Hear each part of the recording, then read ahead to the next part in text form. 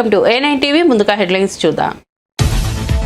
సచివాలయంలో అగ్ని ప్రమాద స్థలాన్ని పరిశీలించిన సీఎం చంద్రబాబు. సచివాలయంలోని 2వ బ్లాక్లో అగ్ని ప్రమాదం. బ్యాటరీలు ఉంచే ప్రాంతంలో చెలరేగిన మంటలు. ప్రమాదంపై అధికారులను అడిగి తెలుసుకున్న సీఎం.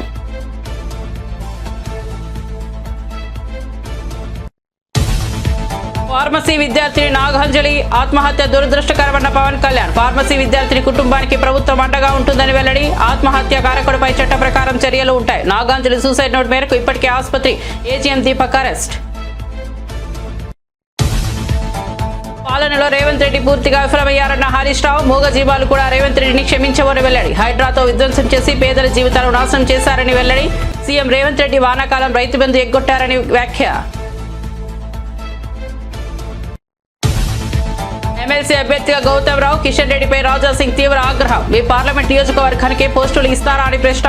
హైదరాబాద్ లో ఇంకా అభ్యర్థులే లేరా అని నిలదీత. గులాంబరీ చేసే వారికి పోస్టులు టికెట్ ఇవ్వడం ఏంటని నిలదీత.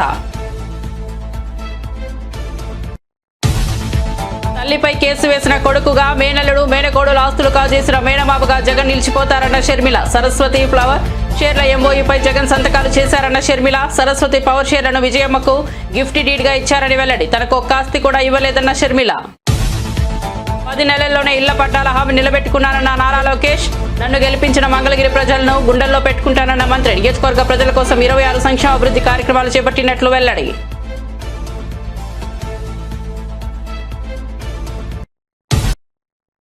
ఇక వార్త వివరాల్లోకి వెళ్తే ఏపీ సచివాలయంలోని 2వ బ్లాక్ లో శుక్రవారం ఉదయం అగ్ని ప్రమాదం జరిగిన విషయం తెలిసిందే. 2వ బ్లాక్ లో బ్యాటరీలు ఉంచే ప్రాంతంలో అగ్ని ప్రమాదం జరిగింది.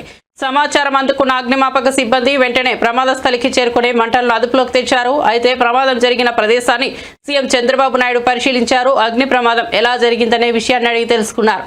ఈ ప్రమాదానికి గల కారణాలను ముఖ్యమంత్రికి CS Vijayanand, DGP Harish Kumar Gupta, GAD secretary Mukesh Kumar Meena, fire DG Madireddy Pratap వివరించారు. ఈ సందర్భంగా ప్రమాదం ద్వారా జరిగిన ఆస్తి నష్టంపై అధికారుల వద్ద సీఎం ఆరా తీసినట్టు తెలుస్తోంది.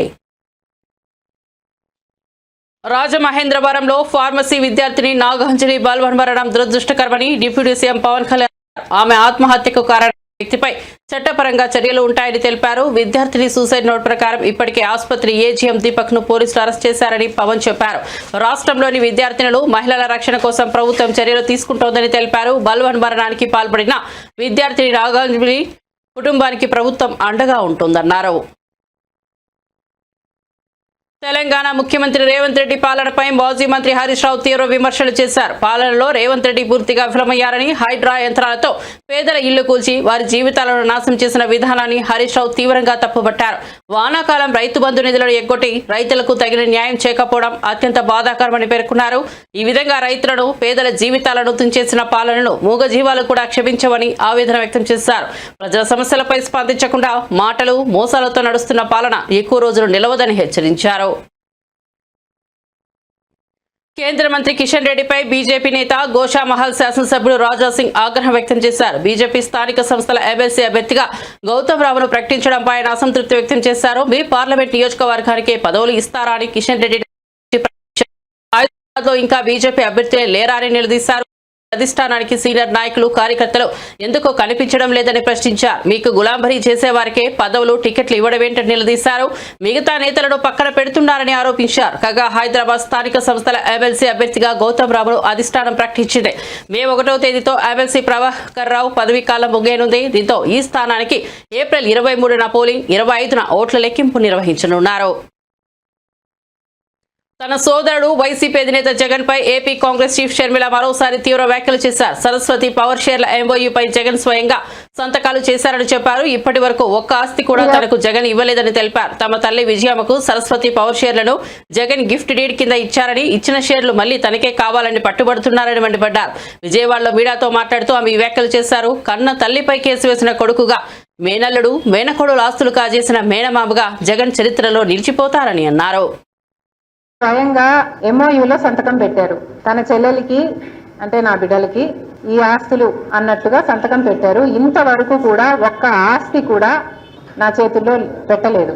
సరస్వతి సిమెంట్ కు సంబంధించి ఎంఓయూలో అది నా భాగానికి వచ్చింది కాబట్టి దాన్ని జగన్మోహన్ రెడ్డి గారు గిఫ్ట్ డీడ్ చేశాడు విజయమ్మ గారికి, నాకు కాదు. గిఫ్ట్ ఇచ్చేశాక షేర్స్ ని ఇప్పుడు జగన్మోహన్ రెడ్డి గారు తల్లి మీదనే కేసు వేసి ఇచ్చిన షేర్లని నాకు మళ్ళీ వెనక్కి కావాలి అని అడుగుతున్నారు. ఇది జగన్మోహన్ రెడ్డి గారు ఆయన తల్లికి చేస్తున్న మోసం. జగన్మోహన్ రెడ్డి గారు నన్ను ఎఫెక్ట్ చేసే స్థాయి దాటిపోయారు. Jagan Reddy does not affect me anymore. నాకు ఆస్తులు ఇస్తాడా ఇవ్వడా అన్నది ఐ డోంట్ కేర్. కాకపోతే జగన్మోహన్ రెడ్డి గారు తల్లి మీద కేసు వేసిన వాడిగా మిగిలిపోతాడు. నా బిడ్డలకి, సొంత మేనల్లుడికి, సొంత మేనగోడలికి ద్రోహం చేసి వాళ్ళ ఆస్తులు ఆక్కున్న వాడిగా మిగిలిపోతాడు. సొంత మేనల్లుడు మేనగోడల ఆస్తి కాజేయటానికి సుబ్బారెడ్డి లాంటి వాళ్ళ చేత ఎన్నైనా అబద్ధాలు చెప్పిస్తారు. సాయిరెడ్డి లాంటి వాళ్ళ చేత కూర్చోబెట్టుకుని ట్యూషన్ ఇచ్చి డిక్టేట్ చేసి మరి ఎన్నైనా అబద్ధాలు చెప్పిస్తారు. ఇక జగన్ రెడ్డికి క్రెడిబిలిటీ ఉందో లేదో వైసీపీ వాళ్ళ ఆలోచన. జనసేన ఎమ్మెల్సీ నాగబాబు తన తొలి అధికారిక కార్యక్రమంలో పాల్గొన్నారు. పిఠాపురం నియోజకవర్గంలోని గొల్లప్రోలు మండలంలో ఆయన పర్యటించారు. గొర్రబోలు మండల కేంద్రంలో ప్రాథమిక ఆరోగ్య కేంద్రం అన్నా క్యాంటీన్ ను నాగబాబు ప్రారంభించారు. అన్నా క్యాంటీన్ ప్రారంభం సందర్భంగా అక్కడ కొంత ఇబ్బందికర పరిస్థితి ఏర్పడింది. టీడీపీ జనసేన కార్యకర్తలు పోటాపోటీగా నినాదాలు చేశారు. జై వర్మ అంటూ టీడీపీ శ్రేణులు, జై జనసేన అంటూ జనసేన శ్రేణులు నినదించారు. అన్నా క్యాంటీన్ దగ్గర ఏర్పాటు చేసిన ఫ్లెక్సీలలో టీడీపీ నేత వర్మ ఫోటో లేదు. దీంతో ఆయనకు మద్దతుగా టీడీపీ కార్యకర్తలు నినాదాలు చేశారు. ఎవరి పార్టీ జెండాలతో ఆ పార్టీ కార్యకర్తలు హడావిడి చేశారు. మరోవైపు ఈ కార్యక్రమానికి వర్మను ఆహ్వానించినప్పటికీ ఆయన దూరంగా ఉన్నారు. వేరే కార్యక్రమాలు ఉండటం వల్ల క్యాంటీన్ కార్యక్రమానికి తాను రావడం లేదని వర్మ తెలిపారు. ఆంధ్రప్రదేశ్ అసెంబ్లీ ఎన్నికల సమయంలో ఇచ్చిన హామీలను ప్రజాప్రభుత్వం ఏర్పడిన 10 నెలల్లోనే నిలబెట్టుకుంటున్నట్లు మంత్రి నారా లోకేష్ పేర్కొన్నారు. ఈ మేరకు మంగళగిరిలో నిర్వహించిన మన ఇల్లు మన లోకేష్ కార్యక్రమంలో మంత్రి పాల్గొన్నారు. పేదలకు ఇళ్ల పట్టాలు అందజేసిన అనంతరం స్థానికులను ఉద్దేశించి మాట్లాడారు. తనను అత్యధిక మెజార్టీతో గెలిపించిన మంగళగిరి ప్రజలను గుండెల్లో పెట్టుకుని పనిచేస్తానని లోకేష్ చెప్పారు. నియోజకవర్గంలో 26 సంక్షేమ అభివృద్ధి కార్యక్రమాలు చేపట్టామని వివరించారు. మంగళగిరి ప్రజల కోసం అహర్నిశలు కృషి చేస్తున్నట్లు లోకేష్ చెప్పారు. సూపర్ 6 హామీలతో పాటు మంగళగిరి ప్రజలకు తాను ప్రత్యేకంగా ఇచ్చిన హామీలను ఒక్కొక్కటిగా నెరవేర్చే పనిలో ఉన్నట్లు తెలిపారు. బాగా గుర్తు, ఆనాడు మీకు చెప్పా 3 విడతలుగా ఈ కార్యక్రమం జరుగుతుంది. కొంతమంది సులభంగా చేసాక ఉంటుంది, అది ప్రభుత్వ నిర్ణయం మేరకు నడుస్తుంది. అది మొదటి విడతలో జరుగుతుందని చెప్పా. రెండవది ఎండోమెంట్ భూములు, ఇంకో పక్కన రైల్వే భూములది ఇంకొంచెం సమయం పడుతుందని చెప్పా. అతి కష్టమైన పని ఈ కాలువ పైన ఉన్న ఇల్లు కానివ్వండి, అటవీ భూములో ఉన్న ఇల్లు, అది అందరితో మాట్లాడాలి. 2-3 సంవత్సరాలు పడుతుంది, బట్ నేను చేసి తీరుతానని ఆనాడు హామీ ఇచ్చా. కరెక్ట్ గా 10 నెలలైంది ప్రజా ప్రభుత్వం ఏర్పడి. 10 నెలల్లో మొత్తం ఎన్యూమరేషన్ చేశాం. ఇంటికి కొలతలు తీశారు. అధికారులే కాదు, అన్ని పార్టీలకు సంబంధించిన నాయకులు వచ్చారు, కొలతలు తీశారు, వివరాలు కనుక్కున్నారు. ఆ వివరాలు తెలుసుకున్న తర్వాత నేనే స్వయంగా రెవెన్యూ మంత్రి అనగాని సత్యప్రసాద్ గారితో, గౌరవ ముఖ్యమంత్రి గారితో అనేక సార్లు మాట్లాడి ఏకంగా అది కేబినెట్ కి తీసుకెళ్లి కేబినెట్ లో ఆమోదం తెలిపిన తర్వాతనే ఈ కార్యక్రమం మన ముందలు తీసుకెళ్లే పరిస్థితి. మీరందరూ ఒక్కసారి గుండెపై చేపెట్టి ఆలోచించారు. గత 2.5 దశాబ్దాలుగా మీకున్న కళ ఇది. అనేక మంది నాయకులు మీరు కలిశారు. జిరాక్స్ ప్రింటింగ్లకే విపరీతంగా ఖర్చు అయిపోయింది, కాగితాలు ఇచ్చేదానికి ఖర్చు అయింది. అలాంటిది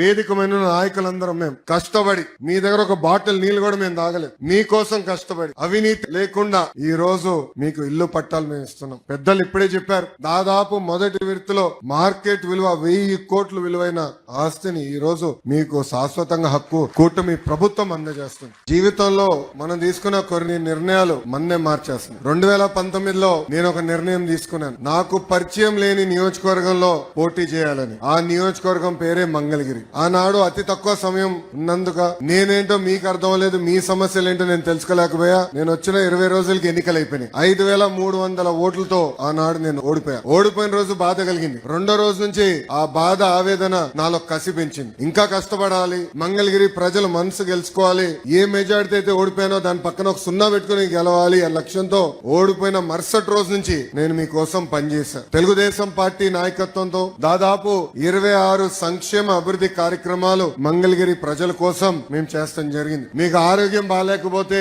ఎన్టీఆర్ సంజీవిని పేరుతో మంగళగిరిలో ఒక క్లినిక్, తాడేపల్లిలో క్లినిక్, దుగ్గిరాలకు ఒక మొబైల్ క్లినిక్ పెట్టి ఉచితంగా చికిత్స కాదు మందులు కూడా ఈ రోజు కూడా మేము ఇస్తున్నాం. ఎక్కడన్నా నీటి సమస్య ఉంటే వాటర్ ట్యాంకర్లు పెట్టి నీళ్లు తోలాం. పిల్లలకి బాగా చదువుకున్నారు, ఉద్యోగాలు ఉపాధి కావాలంటే వాళ్ళకి స్కిల్ డెవలప్మెంట్ కూడా ఆనాడు మేము చేశాం. ఇంకా ఇంట్లో పెళ్లి జరిగితే నేను రాలేకపోతే స్వయంగా బట్టలు కూడా పెడతాం జరిగింది. నిరుపేద కుటుంబాలు సొంత కాలుపై నిలబడాలన్న ఆలోచనతో తోపుడు బండ్లు ఇచ్చాం. మహిళలకి ఆర్థిక స్వాతంత్రం రావాలని కుట్టు మెషినే కాదు ట్రైనింగ్ మరి ఇచ్చి కుట్టు మెషిన్ అందజేసి ఈ రోజు వాళ్ళ పని కూడా మేము కల్పిస్తున్నాం. కోవిడ్ వస్తే ప్రభుత్వం అని మర్చిపోయింది కానీ ఆనాడు నేను మర్చిపోలేదు. ఆక్సిజన్ గాని మందులు గాని అమెరికా డాక్టర్ల ద్వారా ఆన్లైన్ లో చికిత్స కూడా అందజేశాం. అవసరమైన మందులు ఇచ్చాం. ఇట్లా 26 సంక్షేమ అభివృద్ధి కార్యక్రమాలు మంగళగిరి ప్రజలకి నేను చేశాను. అది మీరు చూసి మొన్న జరిగిన ఎన్నికల్లో వైఎస్ఆర్ కాంగ్రెస్ పార్టీ నేత మాజీ ఎమ్మెల్యే తోపుదుర్తి ప్రకాష్ రెడ్డి సంచలన వ్యాఖ్యలు చేశారు. త్వరలోనే వైఎస్ఆర్ కాంగ్రెస్ పార్టీ తిరిగి అధికారంలోకి వస్తుందని, అప్పుడే ప్రస్తుతం జరుగుతున్న ప్రతి దుర్మార్గానికి చట్టబద్ధంగా సమాధానం ఇస్తామని హెచ్చరించారు. జగన్మోహన్ రెడ్డి పాపిరెడ్డిపల్లికి వస్తారు, అప్పుడే ప్రజలు మీరు చేసిన దుర్మార్గాలను ఆయనకు తెలియజేస్తారని పేర్కొన్నారు. సునీతమ్మ బెదిరింపులకు తలొగ్గే వాళ్ళు మేము కాదని, జగన్మోహన్ రెడ్డికి మాట్లాడే అర్హత సునీతమ్మ కుటుంబానికి లేదని ఘాటుగా స్పందించారు.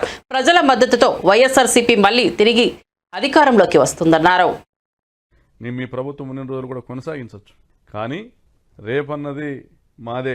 తప్పనిసరిగా 27లోనో 28లోనో 29లోనో మళ్ళీ మా ప్రభుత్వం వస్తుంది, మా జగనన్న ముఖ్యమంత్రి అవుతారు. మీరు చేసిన ప్రతి ఒక్క దుర్మార్గాలకు కూడా లెక్కగట్టి ఆ రోజు తగిన సమాధానం చట్టబద్ధంగా తెలియజేయడం జరుగుతుంది.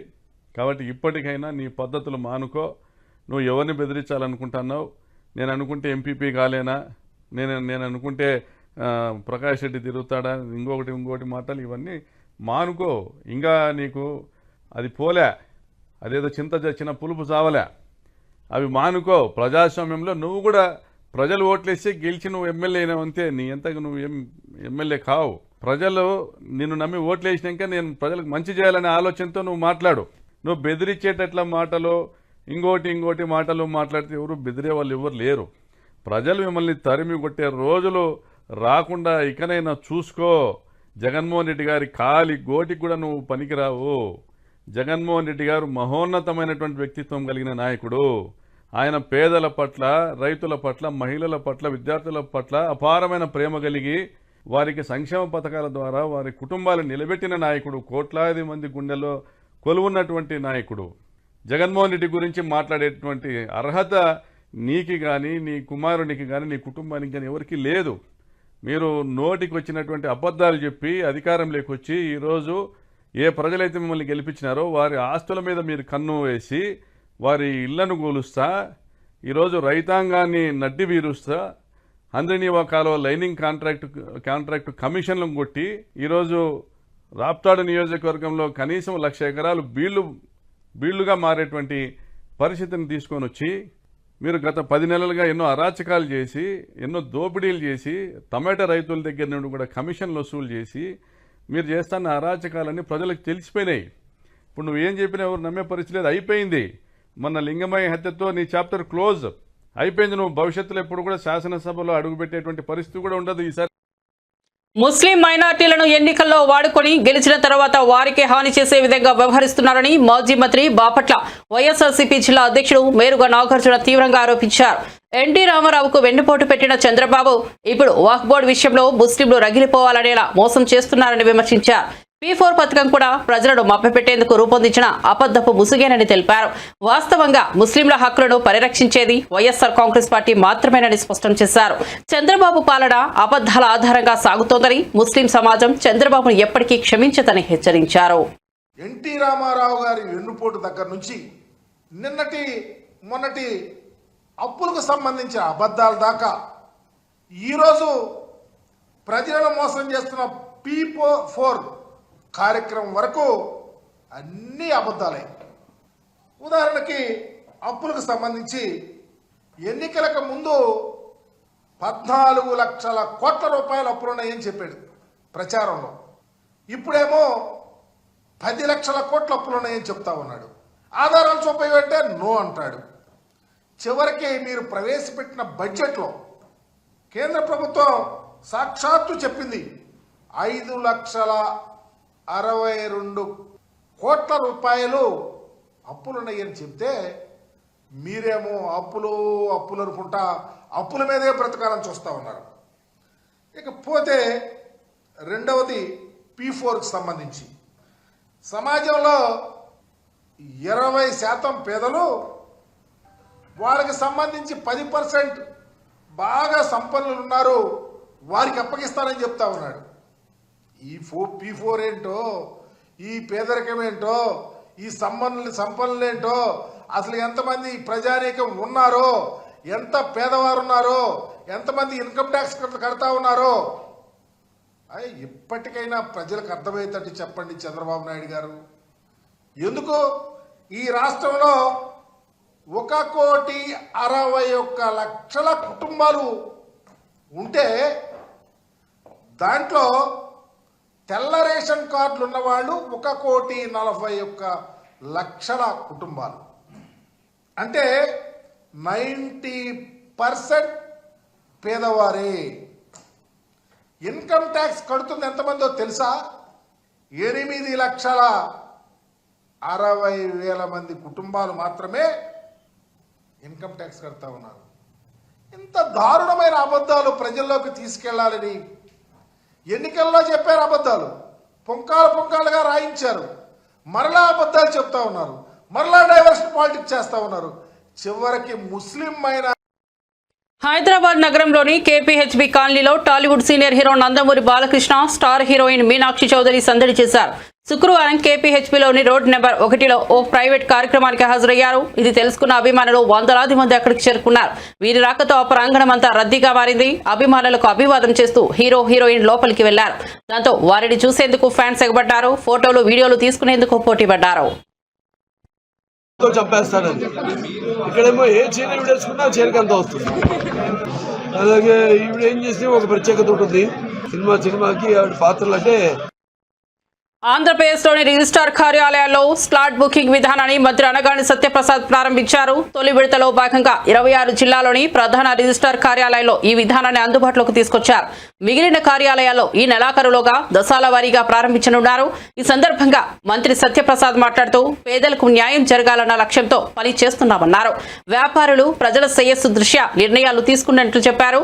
ప్రజలకు సులభతర విధానాలు అందుబాటులోకి తీసుకొస్తున్నట్లు వివరించారు. ఇలాంటి కొత్త సంస్కరణల వల్ల అవినీతికి తావుండదని పేర్కొన్నారు. స్లాట్ వస్తుందో ఆ స్లాట్ సమయంలో కేవలం 10 నిమిషాల్లోనే వాళ్ళు అమ్మే వాళ్ళు అవ్వచ్చు, కొనే వాళ్ళు అవ్వచ్చు, అలాగే వాళ్ళ సాక్షులు ఉంటారు, అందరూ కూడా కేవలం 10 నిమిషాల వ్యవధిలోనే పూర్తిగా అయిపోయే విధంగా వచ్చిన వాళ్ళు మంచి వాతావరణంలో సత్వరంగా పనిచేసుకుని వెళ్ళిపోయే విధంగా. అలాగే ఏపీలో జరిగిన దారుణ ఘటనపై వైఎస్ఆర్ కాంగ్రెస్ ఎమ్మెల్సీ వరద కళ్యాణి ఆగ్రహం వ్యక్తం చేశారు. ఒక నరరూప రాక్షకుడి వేధింపుల వల్ల ఆత్మహత్య చేసుకున్న యువతికి అదే ఆసుపత్రిలో చికిత్స అందించడం దారుణమని పేర్కొన్నారు. ఇప్పటికీ మహిళా హోంమంత్రి, డిప్యూటీ సీఎం, ముఖ్యమంత్రి ఎవరూ బాధిత కుటుంబాన్ని పరామర్శించకపోవడం అత్యంత బాధాకరమని విమర్శించారు. మహిళల భద్రతపై కూటమి ప్రభుత్వం నిర్లక్ష్యంగా వ్యవహరిస్తోందని, ఇకనైనా మహిళలపై జరుగుతున్న అఘాయిత్యాలకు కట్టడి పెట్టి బాధిత కుటుంబాలకు న్యాయం చేయాలని డిమాండ్ చేశారు. లో మన క్లియర్గా కనిపిస్తూ ఉంది. ఎంత దారుణం అంటే ఒక ఆడపిల్ల ఆ ఏజిఎం దీపక్ వలన అతని వేధింపుల వలన ఆత్మహత్య చేసుకున్నాను అని చెప్పి సూసైడ్ నోట్లో క్లియర్గా రాసినా కూడా అదే కిమ్స్ హాస్పిటల్లో ఈమెకి ఈ 12 రోజులుగా వైద్యం చేయడం అంటే ఆమెకి ఎక్కడ సరైన వైద్యం అందుతుంది అని నేను అడుగుతూ ఉన్నాను. ఎందుకంటే ఏజిఎం దీపక్ అనే వ్యక్తి అదే కిమ్స్ హాస్పిటల్లో పనిచేస్తూ ఉన్నాడు. అదే కిమ్స్ హాస్పిటల్లో ఈమె సూసైడ్ చేసుకుంది. ఇంకా ఆమెకి న్యాయం ఎక్కడ జరుగుతుంది? ఇన్ని రోజులైనా 12 రోజులైంది. 23వ తేదీ ఆమె ఆత్మహత్య చేసుకుంది. ఈ రోజు ఆవిడ చనిపోవడం జరిగింది. ఇన్ని రోజులైనా ముఖ్యమంత్రి గారు కానీ, డిప్యూటీ సీఎం గారు కానీ, అలాగే హోమ్ మినిస్టర్ గారు కానీ, ఒక మహిళ అయ్యుండి కూడా హోమ్ మినిస్టర్ గారు కానీ కనీసం ఈ విషయం మీద స్పందించారా? మెరుగైన వైద్యం అందుతుందా లేదా కనీసం కనుక్కున్నారా? ఎటువంటి స్పందన లేదు. అడుగడుగున నిర్లక్ష్యం. ఎంతగా వీళ్ళకి మహిళల పట్ల చులకన భావం ఉంది అనేది అర్థమవుతుంది. ముఖ్యమంత్రి గారైన చంద్రబాబు నాయుడు గారు ఆడపిల్లలకి ఈ రాష్ట్రంలో కనుక ఎవరైనా అన్యాయం చేస్తే అదే వాళ్ళకి ఆఖరి రోజు అంటూ మాట్లాడుతూ ఉన్నారు. మరి ఈ ఫార్మసీ విద్యార్థి విషయంలో ఏం చేశారు ముఖ్యమంత్రి గారు? మీరు పక్కనే పోలవరం సందర్శించడానికి వెళ్ళారు ఈ 12 రోజుల్లో. మరి ఈ అమ్మాయిని చూడడానికి వెళ్ళడం కానీ, కుటుంబానికి ధైర్యం చెప్పడం కానీ ఎందుకు మీరు చేయలేదు? అలాగే డిప్యూటీ సీఎం గారైన పవన్ కళ్యాణ్ గారు అయితే ఆడపిల్లలకి అన్యాయం జరిగితే తాట తీస్తానని చెప్పారు. మరి పక్క జిల్లాయే కదా మీది, మీ నియోజకవర్గం. మరి రాజమండ్రిలో ఈ అమ్మాయికి ఎంత అన్యాయం జరిగితే ఆమె లెటర్లో ఎంత దారుణంగా అతను వేధించాడు అనేది అంత చక్కగా ఆమె రాసిపెట్టి చనిపోతే మరి మీరు ఎక్కడ ఆ దీపక్ తాట తీశారు? కనీసం ఆ కుటుంబానికి పరామర్శ చేయడానికైనా వెళ్ళారా మీరు? తిరుమల కొండపై అక్రమాలు జరుగుతున్నా పవన్ కళ్యాణ్ మౌనంగా ఉండటం బాధాకరమని టీటీడీ మాజీ చైర్మన్ భూమన కరుణాకర్ రెడ్డి తీవ్రంగా విమర్శించారు. సనాతనిని నేను అంటూ చెప్పే పవన్ కళ్యాణ్ తిరుమలలో జరుగుతున్న మద్యం, గంజాయి లాంటి అక్రమాలపై ఎందుకు నోరు మెదపడం లేదని ప్రశ్నించారు. సిమ్స్ ఆసుపత్రిని పాలక మండలి నిర్వీర్యం చేస్తోందని ఆరోపించారు. ఇతర మతస్థులు హిందూ మతంలోకి మారేందుకు తిరుమలలో వేదిక ఏర్పాటు చేయాలనే నిర్ణయం తమ ప్రభుత్వమే తీసుకొచ్చిందని గుర్తు చేశారు. అప్పట్లో ఆ నిర్ణయాన్ని విమర్శించిన పవన్ కళ్యాణ్ ఇప్పుడు మౌనంగా ఉండటం శోచనీయమన్నారు. తిరుమల పవిత్రతను కాపాడడంలో కూటమి ప్రభుత్వం విఫలమైందని ధ్వజమెత్తారు.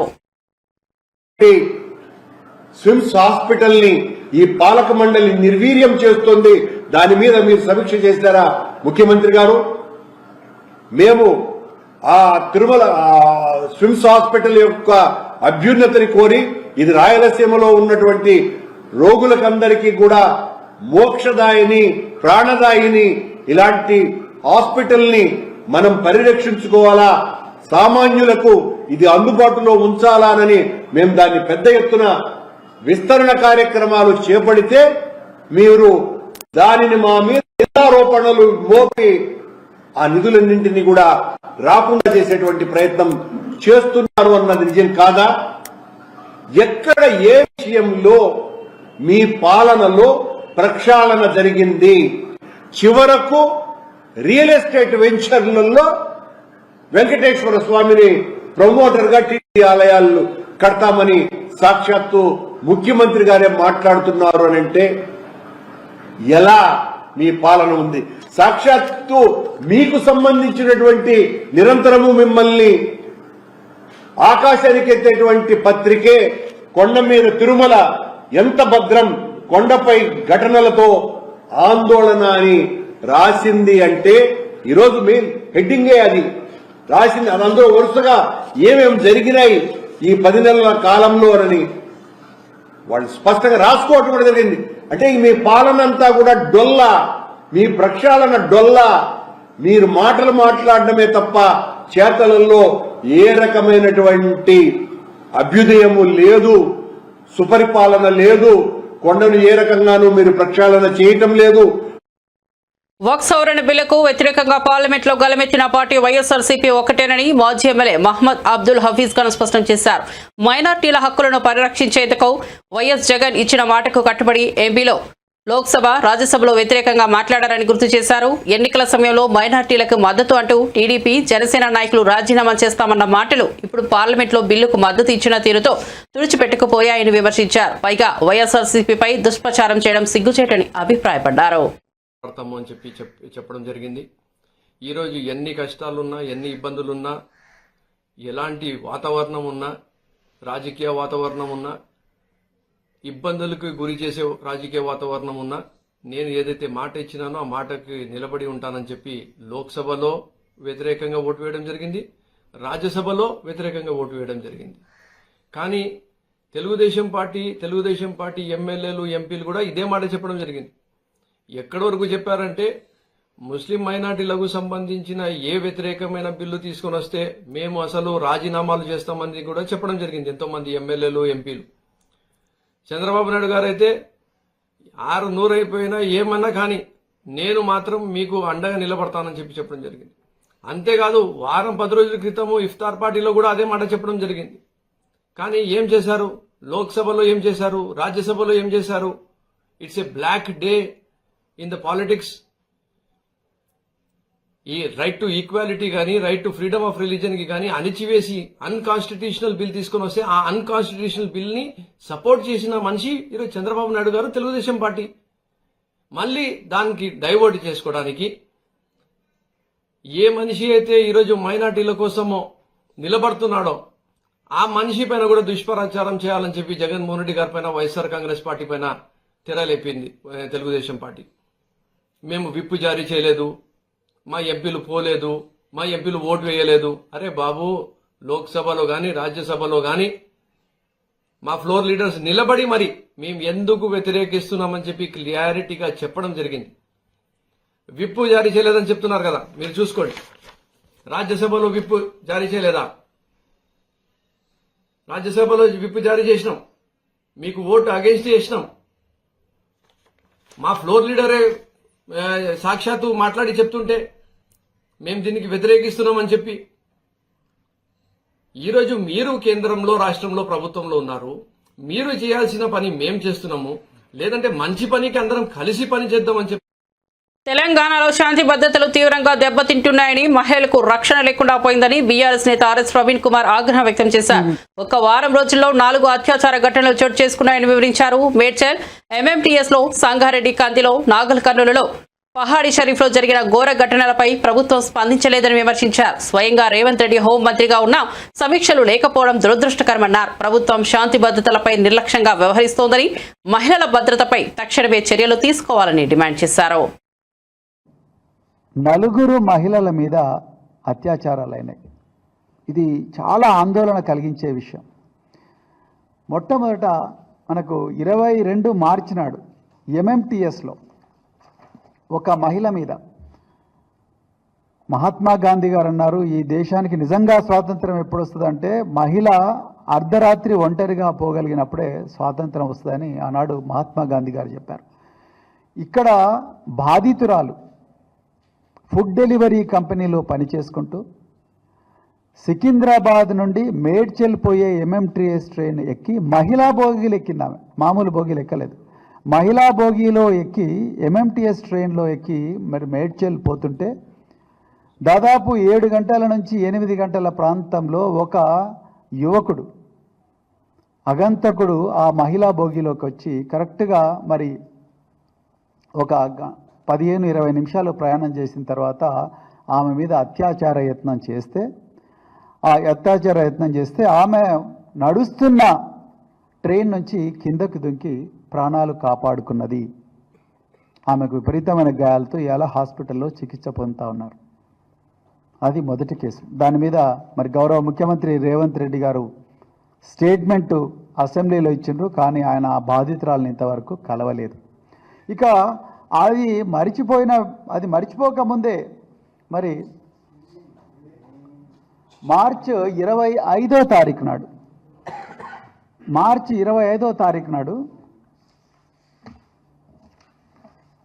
సంగారెడ్డిలో భర్తను కొట్టి ఉదయం 4 గంటలకు కంది మండలంలో తిలోత్తమ్ గార్డెన్స్ దగ్గర అధికారం లేకపోయినప్పుడు హైదరాబాద్ సెంట్రల్ యూనివర్సిటీ చుట్టూ చక్కర్లు కొట్టిన రాహుల్ గాంధీ ఈ రోజు విద్యార్థులను కాంగ్రెస్ ప్రభుత్వం నిర్దాక్షిణ్యంగా దాడులు చేసి నిర్బంధిస్తున్నా ఎందుకు స్పందించడం లేదని ప్రశ్నించారు. మెదక్ బీజేపీ ఎంపీ మాధవనేని రఘునందన్ రావు విద్యార్థుల హక్కులు, స్వేచ్ఛలపై జరుగుతున్న దాడులపై ఒక్క మాట కూడా మాట్లాడకపోవడం దుర్మార్గమని విమర్శించారు.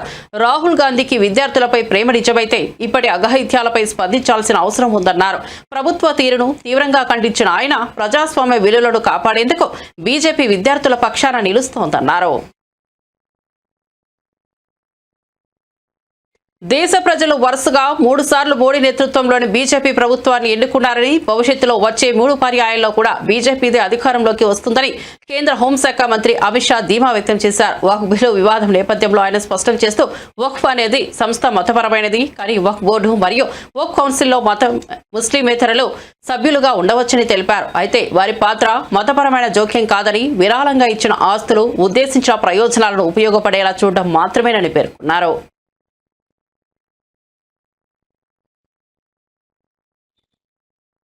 इसके आधार पर काम करते हुए आए हैं और जातिवाद और तुष्टीकरण की राजनीति कर अपने परिवार की पॉलिटिक्स को आगे बढ़ाए हैं। मगर 2014 से मान्यवर जातिवाद, तुष्टीकरण और परिवारवाद को एक साथ नरेंद्र मोदी ने समाप्त कर विकास की राजनीति इस देश में प्रस्तावित की। पॉलिटिक्स ऑफ परफॉर्म करिए और चुनकर आइए। 3 टर्म मोदी जी को चुना है और 3 टर्म भारतीय जनता पार्टी की सरकार है. मरिन्न अपडेट्स कोसम चूस्तूने उंडंడి A9 टीवी.